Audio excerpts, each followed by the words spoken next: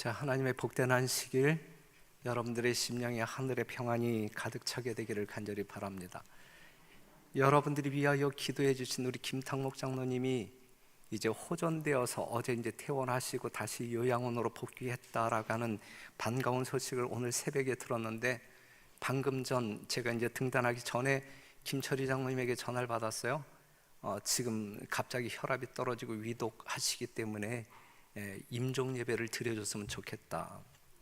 그래서 이제 제가 갈 수 없는 상황이기 때문에 지금 김군준 목사님하고 진찬수 목사님을 보냈는데, 우리 그분을 위하여 기도하는 심령으로 또 이 예배에 참여해 주시기를 당부합니다.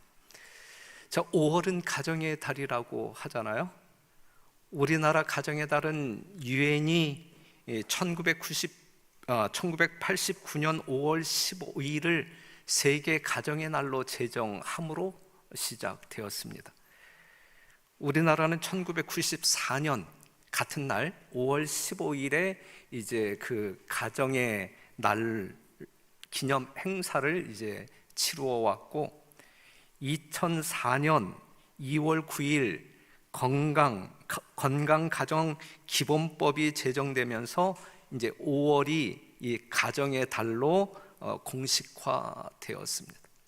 이제 5월 달이 이제 점점 지나가고 있는데, 오늘 이 시간에 우리가 가정 문제를 좀 다루어 봤으면 좋겠습니다. 그 인간 세계에 수많은 제도들이 있고 관습이 있잖아요. 그런데 우리가 지금 접하고 있는 모든 관습들은 이 지구에 죄가 들어온 이후에 만들어진 제도들이죠. 그런데 죄가 이 세상에 들어오기 전, 죄 없는 이 지구에 하나님께서 친히 제정하신 제도 2개가 있는데, 신성한 제도 2개가 있는데, 여러분들이 아시는 바대로 어떠한 제도가 있습니까? 안식일 제도와 가정 제도가 있다. 이것은 인간들이 죄짓기 이전 하나님께서 인류의 행복을 위하여 제정하신 제도이다. 안식일이 신성한 것처럼 가정도 신성하다라고 하는 사실이고, 안식일이 인류의 행복을 위하여 존재하는 것이라면 가정도 인류의 행복을 위하여 존재하는 것이다.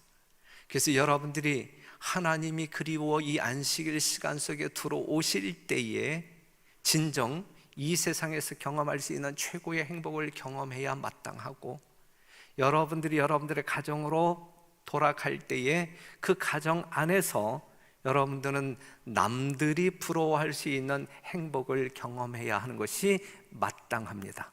이것이 하나님께서 제정하신 제도의 목적입니다. 여러분들이 그렇게 경험하고 사십니까?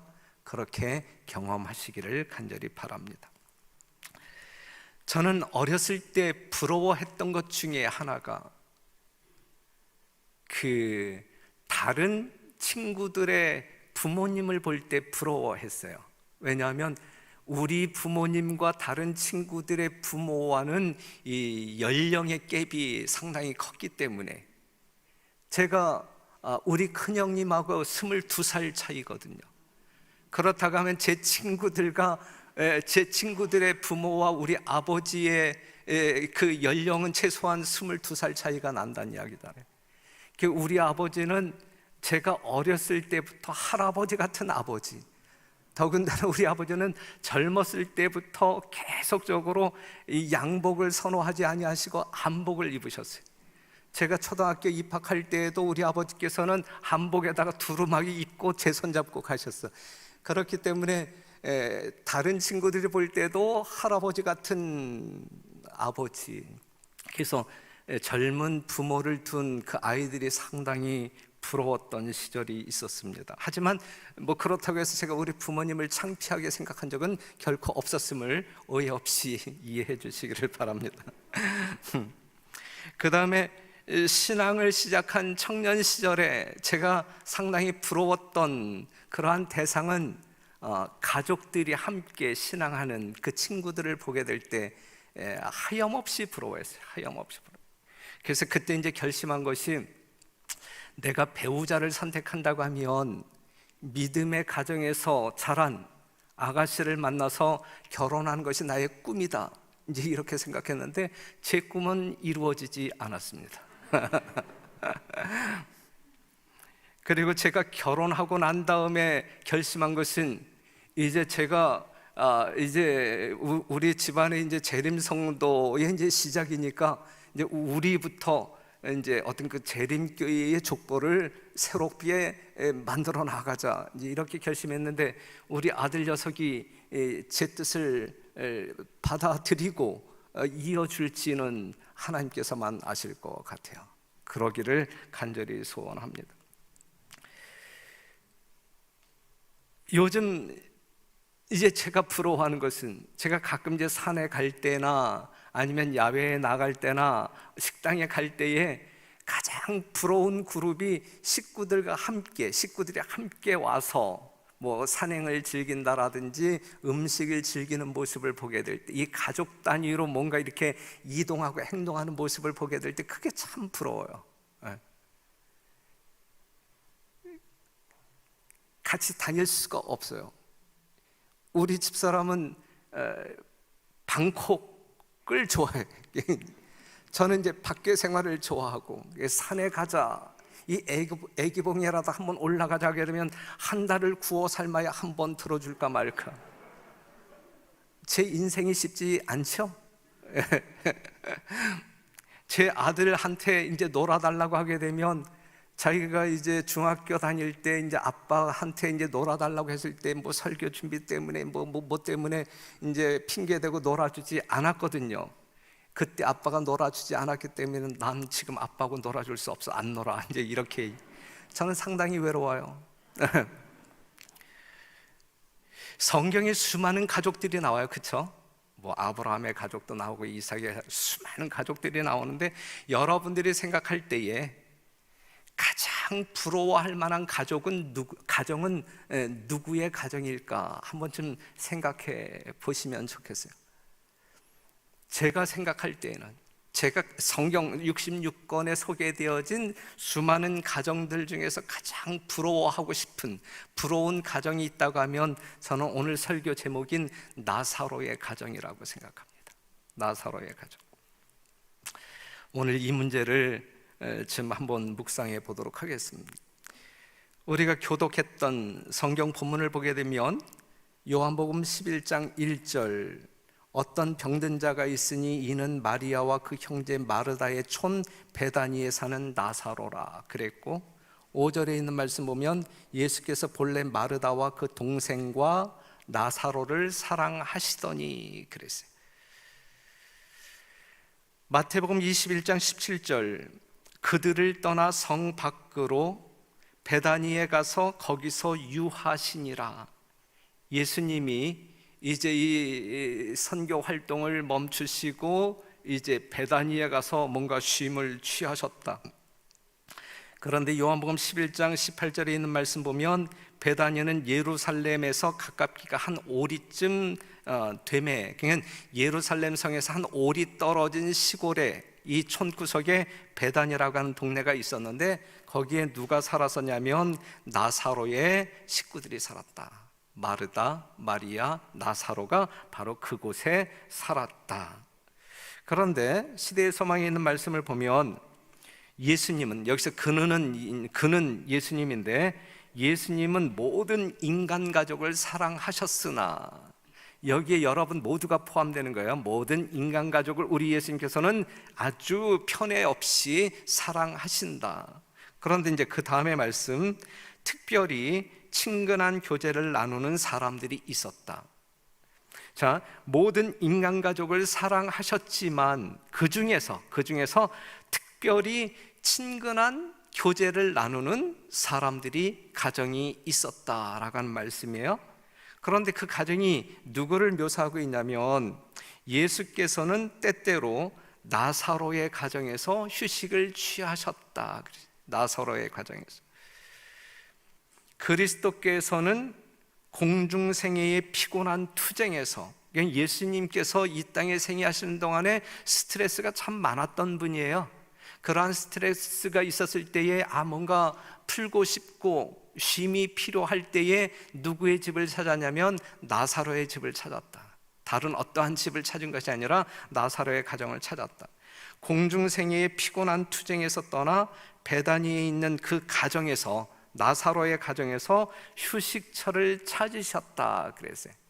그러니까 우리에게 도피성을 제공한 하나님께서, 예수님께서 정령 예수님이 뭔가 이 도피가 필요할 때, 쉼이 필요할 때 누구의 집에서 휴식처를 찾게 되냐면 나사로의 집에서 휴식처를 찾게 되었다. 이건 굉장한, 그러니까 이 나사로의 가정이 예수님에게 어떠한 존재인지를 아주 분명하게 말해주고 있어요.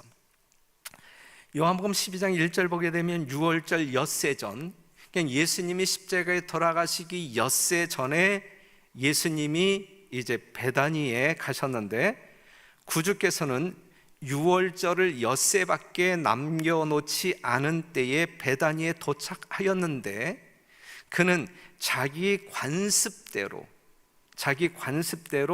나사로의 집에서 휴식처를 찾으셨다. 자, 예수님은 자기의 습관대로 안식일에 회당에 들어가셨듯이 예수님께서는 자기의 관습대로 이 베다니 누구의 집에, 나사로의 집에 들어가서 휴식을 찾았다라고 이야기하고 있거든요. 그러니까 이 나사로의 가정과 이 예수님의 관계가 어떠한 정도인지를 충분히 알 수 있겠죠. 이렇기 때문에 저는 나사로의 가정을 심히 부러워한다, 이것입니다. 예수께서는 거기서 쉬셨고 제자들은 당신의 주위에 모였다.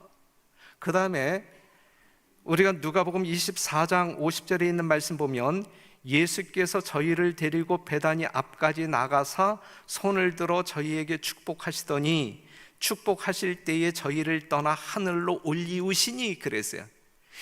예수님이 부활해서 하늘로 승천할 때에도 어느 동네에서 올라갔어요? 누가 지켜보는 가운데 하늘로 승천하셨어요. 이 베다니라고 하는 동네에서 이 나사로의 식구 3남매가 지켜보는 가운데 하늘로 승천하셨다라고 하는 사실이죠. 그만큼 예수님께서는 이 나사로의 가정에 각별한 관심과 사랑을 쏟으셨다라고 하는 사실. 오늘 이 시대를 살아가고 있는 우리 별내교회 모든 성도들의 가정이 예수님께로부터 이러한 관심과 사랑의 대상이 된다고 하면, 이러한 특별한 관계 속에서 우리가 신앙을 유지 발전시킨다고 하면 얼마나 복된 사람일까. 하지만 우리 예수님은 이러한 특별한 가정을 두고 있었지만 모든 가정들을 동일하게 사랑한다라는 사실은 이론의 여지가 없는 것입니다. 이러한 어떤 그 사실적 내용을 보게 될 때에 만에 하나 예수님이 재림하실 때에 예수님의 발이 이 땅에 닿진 않잖아요. 공중에 머물러 계시잖아요.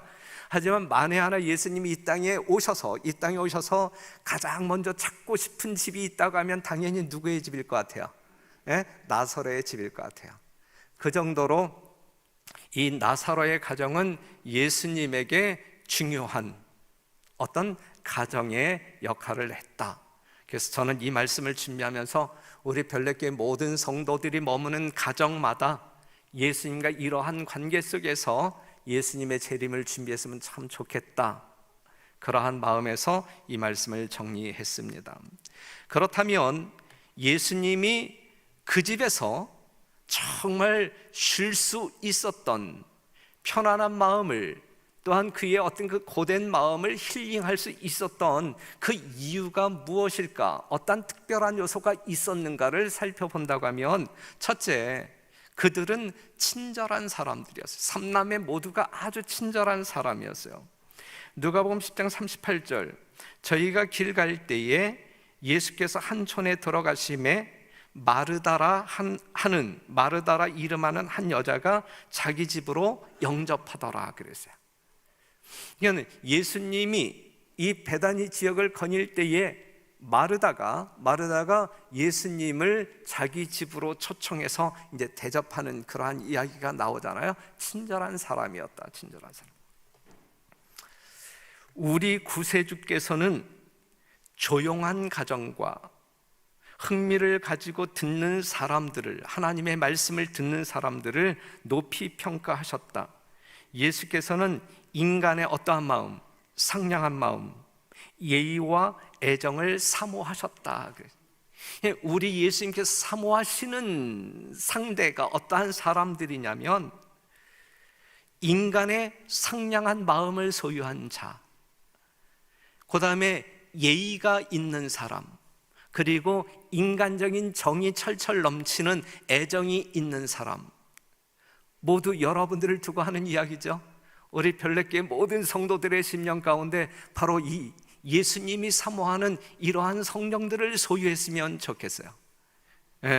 인간의 상냥한 마음, 예의, 그리고 애정, 이것이 뭔가 인간미를 상당히 두껍게 나타내는 그러한 특성 아니겠습니까?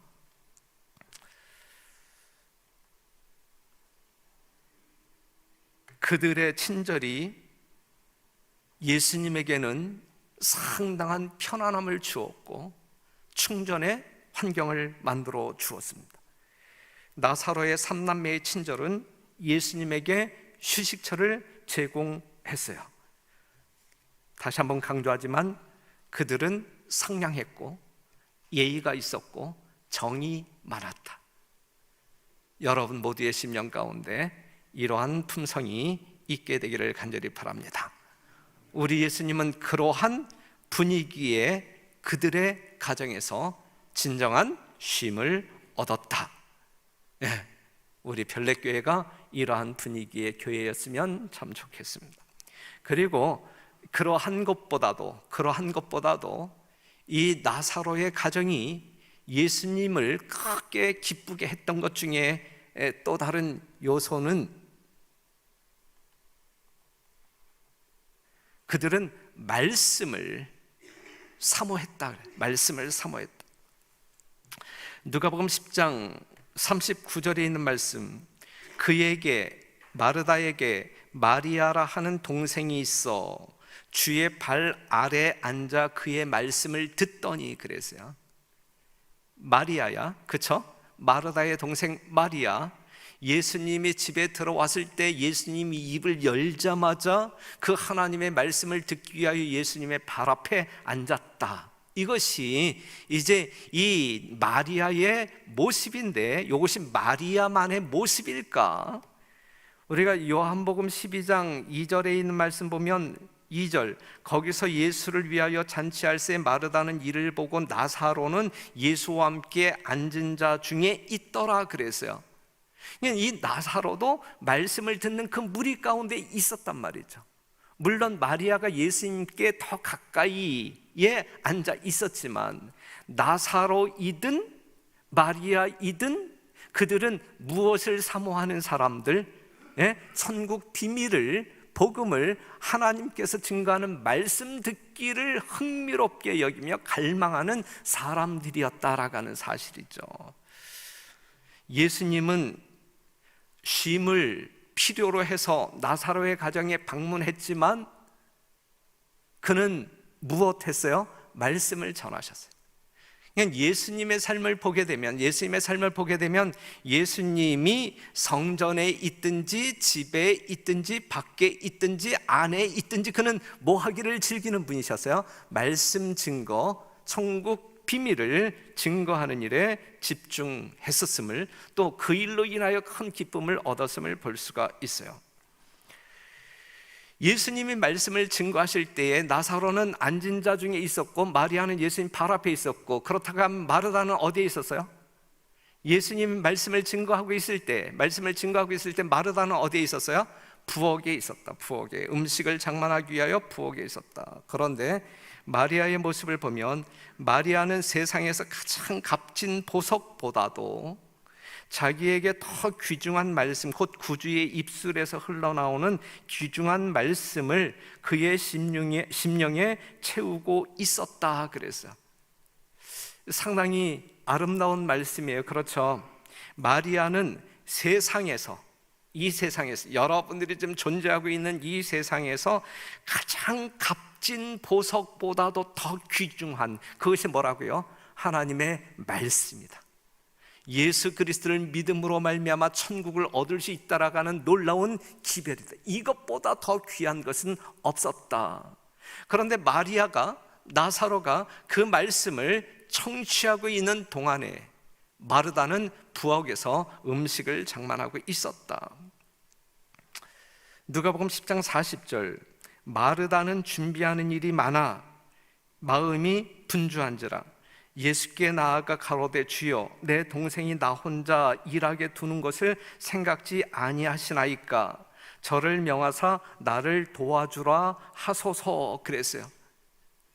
마르다가 이 요청을 했었을 때 예수님께서는 마르다를 칭찬했을까 아니면 반대의 어떤 태도를 보이셨을까요? 여러분들이 아시는 바대로 주께서 대답하여 가라사대 마르다야 마르다야 내가 많은 일로 염려하고 근심하나 그러나 몇 가지만 하든지 혹 한 가지만이라도 족하니라 마리아는 이 좋은 편을 선택하였으니 빼앗기지 아니하리라 하시니라.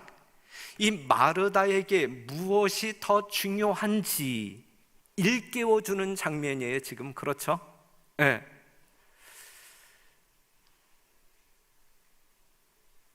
지금 이 말씀을 하시면서 예수님께서는 마르다에게 뭐라고 간접적으로 이야기하고 있는 것이냐면, 야, 나 굶어도 좋으니까 너도 와서 말씀 들어. 너도 지금 마리아가 말씀 듣는 것처럼 너도 이 자리에 참석해서 말씀 들어, 이 말씀이거든요. 그렇죠? 마르다가 이 이야기를 들었을 때에 그 예수님의 진정한 뜻을 깨닫고 그의 삶이 변화되었을까요? 되지 않았을까요? 예수님의 이 말씀을 들으면서 자기는 자기 고집대로 자기의 길을 갔을까요? 아니면 예수님의 분명한 메시지가 무엇인지 깨닫고 그의 삶이 변화되었을까요? 분명 변화되었을 것임에 틀림이 없어요. 만약에 마르다가 개심하지 아니하고 그의 삶이 바뀌지 아니하였다고 하게 되면 지금 이 나사로의 가정에 대하여 이 사복음서를 다 할애하여 아주 비중 있게 다루고 있는데 그렇게 다룰 만한 가정이 되지 못했을 거예요. 보세요. 지금 이 마르다가 예수님에게 이 마리아로 하여금 나를 도우라 이렇게 이야기했던 이 사건은 시대의 소망 525페이지를 보게 될 때 이것은 그리스도께서 베다니에 처음 방문하셨을 때의 일이다 그랬어요. 네? 처음 방문하셨을 때의 일이다. 그러니까는 처음 방문했을 때에 마르다가 그렇게 요청했었고 예수님은 이렇게 대답했단 말이죠. 그런데 그 이후에 이 나사로의 가정을 예수님께서 계속적으로 이렇게 방문했을 때에 똑같은 일이 일어나지 않았다는 이야기는 마르다가 변했다는 이야기예요. 마르다도 우선순위가 무엇인지 깨닫게 되었다는 이야기고 마리아와 같은 말씀을 사모하는 자로 서게 되었다라는 사실을 우리는 확인할 수 있어요. 그리스도의 사업에는 주의성 깊고 정열적인 일꾼이 필요하다. 이 마르다와 같이 이 정열적인 일꾼이 필요하다. 마르다와 같은 사람들에게 활동적인 종교 사업에 저희 열심을 다할 넓은 분야가 있다. 그러나 그들로 먼저 마리아처럼 예수의 발 앞에 앉게 하라. 먼저 근면과 기민성과 정력이 그리스도의 은혜로 말미암아 성화되게 하라. 그리하면 그 생애는 선을 위한 무적의 능력이 될 것이다 그랬어요. 요 말씀에 근거한다고 하면 이 마지막 시대에 하나님께서는 마리아를 요구하실까 아니면 마르다를 요구하실까요? 여러분들에게 마르다와 같은 삶을 요청하실까 아니면 마리아와 같은 삶을 요청하실까요? 예? 어떠한 삶을 요청하실 것 같아요? 여러분들은 어떠한 사람이 되기를 원해요? 마리아 같은 사람이 되기를 원해요? 아니면 마르다 같은 사람이 되기를 원해요? 예? 뭔가 변화된 마르다와 같은 사람이 이 시대에 필요한 인물이 아닐까요? 그의 열정이 성화된 우선순위가 말씀이다라는 사실을 깨닫고 말씀을 통하여, 성령을 통하여 뭔가 자기의 달란트가 성화된, 그리하여 역동적으로 정열적으로 하나님의 영광을 위하여 일하는 그러한 사람이 필요한 시대에 우리가 살아가고 있다라는 사실이죠. 그래서 나사로의 3남매는 실제적으로 예수님의 말씀 삼매경에 빠진 사람들이라고 볼 수가 있어요.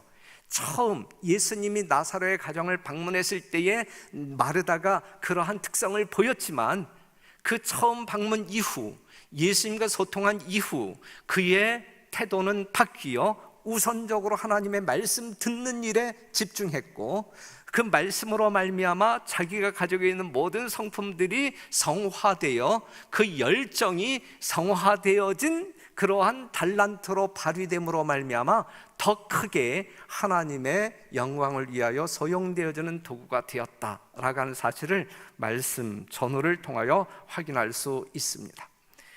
그의 말씀이 이해되고 소중히 간직될 것을 아셨기 때문에 그는 여기서는 단순하고도 완전히 자유스러운 분위기 속에서 말씀하실 수 있었다.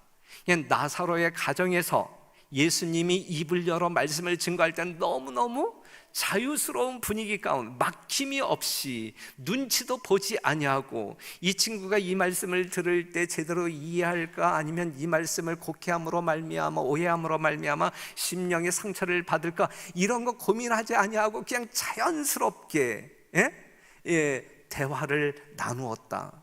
그러니 예수님이 말씀을 증거할 때 얼마나 신바람이 났겠어요. 얼마나 신바람이. 이곳에서 그는 들어서 식별할 줄 아는 사람들에게 하나님의 섭리의 책을 공개하셨다. 남들이 이해하지 못하는 섭리의 책을 공개하셨다. 잡다한 군중에게는 이야기하려고 하지 않았던 것을 그는 이런 개인적인 회합에서 말씀하셨다.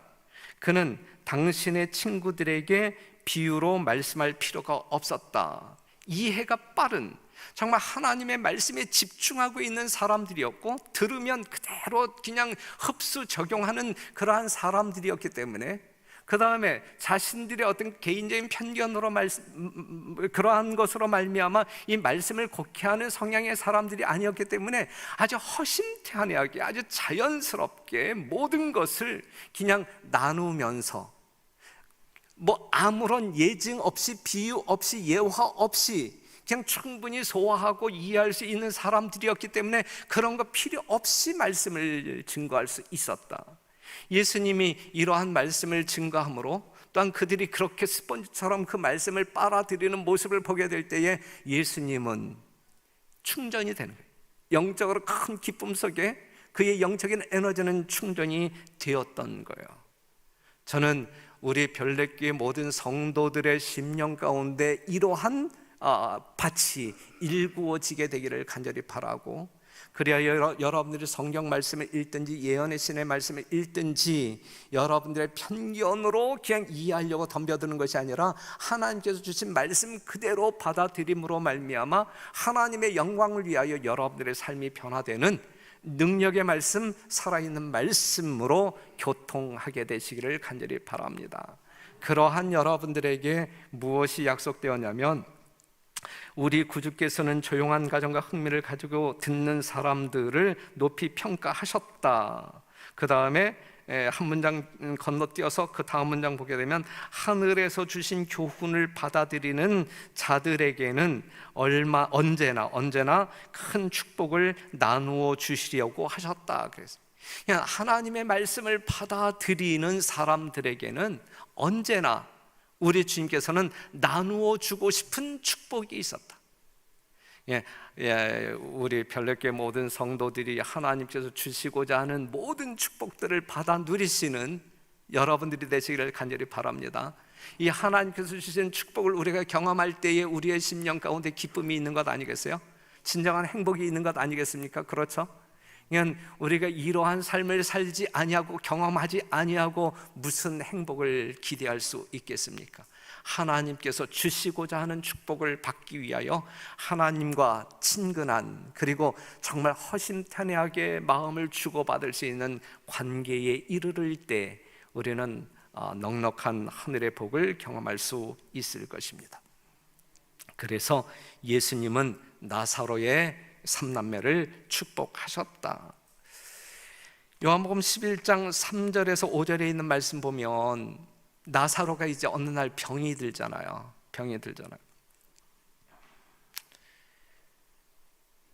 이 마리아의 자매는 자기의 오라비가 이제 병이 들었단 말이에요. 그런데 실제적으로 보게 되면 죽을 병이에요. 상당히 심각한 질병에 걸렸음을 그들은 직감하잖아요.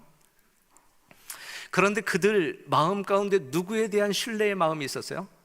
예수님에 대한 신뢰의 마음이 있었어요. 그래서 사람을 예수님에게 보냅니다. 그러면서 하는 이야기가, 주여, 3절에 있는 말씀 보면 주여 보시옵소서, 사랑하는 자가 병들었나이다. 우리가 다른 성경절을 보게 되면, 사복음서에서 다른 성경절을 통하여 살펴볼 수 있는 것 중에 하나 보면, 야이로의 딸이 이제 병에 걸렸을 때에 이제 예수님에게 찾아가서 우리 딸이 당장 죽게 되었으니 죽을 병에 걸렸는데 빨리 와서 좀 고쳐달라고 재촉하잖아요. 그렇죠? 그런데 지금 이 마리아의 자매는 자기 오라비가 심각한 질병에 걸렸음을 알지만 예수님에게 아주 안달스럽게 재촉하지 않았어요. 그냥 넌지시 주여 보시옵소서, 당신께서 사랑하는 나의 오라비가 병들었나이다. 그러면서 그들은 내심 어떠한 기대가 있었냐면, 예수님이 우리와의 관계로 볼 때에 즉각 뛰어오시지 아니할까, 분명히 달려올 거다. 그래서 사랑하는 자라고 이야기하잖아요. 우리 예수님이 우리 오빠를 이처럼 사랑하시는데 우리 오빠가 병들었다라고 하는 소식 듣자마자 달려오시겠지, 여기에 대한 기대감이 있었단 말이에요. 하지만 예수님이 오셨어요? 오시지 않았어요? 오시지 않고 기별을 보내는데, 어떻게 기별을 보내냐면 이 병은 죽을 병이 아니라 그랬어요. 그런데 이 마리아의 자매는 딱 볼 때에 지금 헉헉거리고 있거든요. 지금 숨이 간당간당 하고 있는데 이건 죽을 병이 아니다. 이러한 전가를 받으니까 죽지 않겠구나, 이렇게 이제 생각을 한 거예요. 그러면서 이제 오라버니에게 오빠 죽지 않아, 조금 더 견뎌, 힘내, 주님 오실 거야, 죽지 않아. 예수님께서 분명히 말씀하셨어, 죽을 병이 아니라 그래서 이제 이러한 기대감을 가지고 오빠를 위로하면서 격려했던 거예요. 하지만 그 오라버니가 죽어야 안 죽어요? 나사로가 죽잖아요. 그때에 인간적인 실망이 있었을까요? 없었을까요? 아무리 예수님에 대한 신뢰의 마음이 있었다 할지라도 인간적인 실망이 있었을까요? 없었을까요? 시대에서만 보게 되면 분명히 실망이 있었다라고 이야기합니다. 그러면 예수님이 최소한 장례식에는 참여해야 될 거 아니에요? 장례식. 그런데 장례식에도 오시지 않아요, 예수님이. 그렇죠? 장례식에도 오시지 않았어요. 그러나 그들은 그리스도의 붙들어 주시는 은혜를 느꼈기 때문에 이것이 그들로 하여금 구주를 비난하는 말을 하지는 않게 하였다. 인간적인 실망은 있었지만 그것 때문에 예수님을 완전히 불신하고 예수님을 저주하는, 비난하는 그러한 일은 하지 않았다라고 말하고 있어요. 그런데 이제 분명한 사실은 이제 이 결론적인 부분을 본다고 하게 되면, 실제적으로 이 말씀을 사모하고 예수님에게 친절을 베푸는 이 나사로의 가정이 하나님께서 주시고자 하는 복을 받았느냐라고 이야기할 때, 복 받았어요, 안 받았어요? 복 받았다. 어떠한 복을 받았어요? 그리스도의 가장 큰 이적은, 예수님께서 이 땅에 오셔서 행하셨던 이적 중에 가장 큰 이적은 나사로를 위하여 행하여졌다 그랬어요. 복 받았어요, 안 받았어요? 최고의 복을 받은 거예요. 최고의 복을. 구주께서는 당신의 도움을 구한 모든 사람을 축복하셨다 그랬어요. 이 나사로의 가정에서 행하여졌던 이러한 축복된 기적을 통하여 우리는 그 다음에 있는 말씀, 당신의 도움을 구한 모든 사람들을 축복하시는 하나님을 만나야 되는 것입니다. 그렇죠? 사랑하는 성도 여러분, 하나님의 말씀을 사모하는 여러분 되시기를 간절히 바라고, 말씀의 능력이 무엇인지 체험하는 여러분 되시기를 간절히 바라고, 그 말씀으로 인하여 예수님과 가장 친근한 특별한 관계 속에 여러분들이 빠지게 되기를 바라고, 그리할 때에 하나님께서 주시고자 하는 모든 축복을 받아 경험하시는 여러분 되시기를 간절히 바랍니다. 이러한 예수님의 축복을 받은 나사로와 마르다와 마리아는 예수님 승천 이후에 어떠한 삶을 살았을까? 여러분들이라고 하면 어떻게 사실 것 같아요? 죽을지언정 누구를 위하여 사는 삶을 사시겠어요? 예수님을 위한 삶을 사시겠죠. 이 정도의 관계라고 하면, 이 정도로 하나님의 은혜와 능력을 경험한 사람들이라고 하면 분명 자기의 모든 시간을, 또한 모든 재정을, 모든 능력을 주의 영광을 위하여 사용할 것임에 틀림이 없어요. 나사로가 그렇게 살았습니다. 요한복음 12장 9절에 있는 말씀 보면, 유대인의 큰 무리가 예수께서 여기 계신 줄을 알고 오니 이는 예수만 위함이 아니요 죽은 자 가운데서 살리신 나사로도 보려 함이러라. 11절, 나사로 까닭에 많은 유대인이 가서 누구를 믿었다? 예수를 믿었다. 바로 오늘 이 안식일을 성별하여 주의 전에 나온 여러분들 까닭에 이 별내 지역에 살고 있는 수많은 사람들이 누구를 믿었다? 예수를 믿었다. 이것이 이제 성경에 쓰여져야 할 기록 내용 아니겠습니까? 그러한 성경 기록이 쓰여져야 합니까? 쓰여져야 되겠죠. 여러분들로 인하여 누가? 이 별내 지역에 살고 있는 주민들이 예수를 믿게 되었다. 나사로는 분명 죽는 날까지 누구의 증인으로 살았을 것임에 틀림이 없어요. 예수님의 증인으로 살았을 것임에 틀림이 없어요. 그가 막 살았다고 하면, 그가 그 나흘 만에 이 무덤 속에서 나온 부활자, 예수님의 최고의 이적을 경험한 사람이지만 부활한 이후에 제멋대로 살았다고 하면, 하나님의 뜻과 상관없이 하나님의 영광의 먹칠을 하는 삶을 살았다고 하면 그 나사로 까닭에 예수를 믿는 사람들이 있었을까요? 없었을까요? 없었단 말이죠. 하지만 그 나사로 까닭에 예수를 많은 사람들이 믿었더라. 이 말씀은 나사로가 누구처럼 살았다는 이야기예요. 예수님처럼 살았다. 예수님의 영광에 흠이 없는 삶을 살았다. 그렇기 때문에 그는 진정 예수님의 증인으로 살았다라고 말할 수가 있는 거예요. 예수님의 말씀으로 말미암아 능력을 경험하시는 여러분들의 삶이 이 나사로의 삶처럼 예수를 증거하는 삶이 되기를 간절히 바랍니다. 그럼 마리아는 어떻게 살았을까? 마태복음 26장 13절, 내가 진실로 너희에게 이르노니 온 천하에 어디서든지 이 복음이 전파되는 곳에는 이 여자의 행한 일도 말하여 저를 기념하라 하시니라 그랬어요. 예수님의 복음이 증거되는 곳에서는 반드시 누구의 일도 기념하라, 마리아도 기념하라라고 이야기. 이 말씀을 본다고 하면 모든 신앙인을 대표하는 모범적인 신앙인이 누구였단 이야기예요? 마리아였단 이야기예요. 우리의 거울이 될 만한 신앙인이 누구였단 이야기예요? 마리아였단 이야기예요. 정말 마리아와 같은 더러운 죄인이었지만 그가 예수님의 은혜를 경험하고 거듭났을 때, 거듭난 이후에 그의 변화된 삶은, 예수님을 위하여 충성하는 헌신하는 삶은 오늘 이 시대를 살아가는 우리들에게도 진정한 모본자였다라고 하는 사실을 기억하시기를 바랍니다. 부활하신 예수님이 가장 먼저 만났던 자가 마리아였고, 부활하신 예수님을 가장 큰 소리로 가장 처음 외쳤던 그 전도자도 누구였다? 마리아였다라고 하는 사실. 그러면 마르다는 어땠을 것 같아요? 아까도 이야기했지만 마르다의 마지막 행적에 대해서는 성경 가운데 글이 나와 있지 않아요.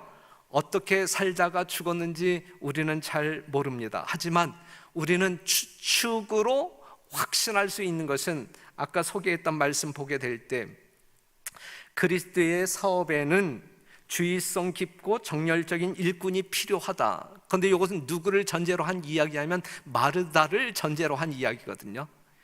그 뒤에 나와 있는 마르다와 같은 사람들에게 활동적인 종교 사업에 저희 열심을 다할 넓은 분야가 있다. 이 마르다와 같은 사람이 일할 분야가 있다. 그러나 그들로 먼저 마리아처럼 예수님의 발 앞에 앉게 하라. 근면과 기민성과 정력, 즉 마르다가 가지고 있는 이러한 달란트가 그리스도의 은혜로 말미암아 성화되게 하라. 여러분들이 가지고 있는 모든 것들이 성화되게 하라. 그 이후에 우리가 주의 사역을 이끌 때에 성화된 우리의 어떠한 것을 활용하여 우리가 하나님의 사역을 하게 될 때에 그것이 이제 큰 효과를 거둘 수 있다라는 말씀이거든요. 이 말씀에 근거한다고 하면 분명 마르다는 처음 그의 집에서 예수님을 만난 이후에 그는 말씀을 사모하는, 누구처럼? 마리아처럼 말씀을 사모하는 사람이 되었고, 그리하여 그가 가지고 있는 모든 그 활동적인 그러한 달란트들이 성화되었고, 성화된 그의 기민함이, 열정이 주의 복음을 증거하는 일에 헌신되었을 것임에 틀림이 없다, 이렇게 말할 수 있습니다. 그리하므로 사랑하는 성도 여러분, 나사로의 가정은 이 가정의 달을 맞이하여 우리들이 한번 생각해 볼 만한 가치가 있는 가정이라고 생각합니다.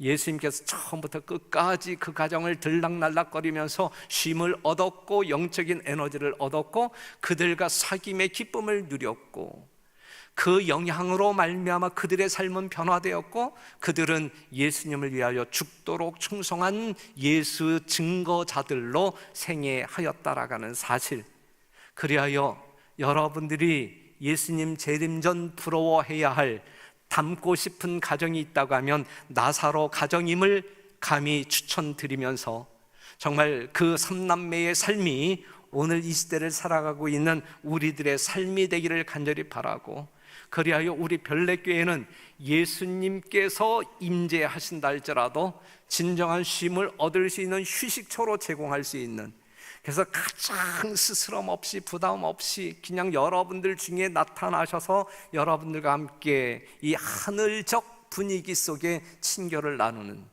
그래야 우리 주님께서 기뻐하고 하나님의 영광이 충만하고 여러분들의 충성스러운 모습이 충만함으로 나사로의 가정보다 훨씬 더 큰 영광을 하나님께 돌리는 여러분과 제가 되기를 간절히 바라면서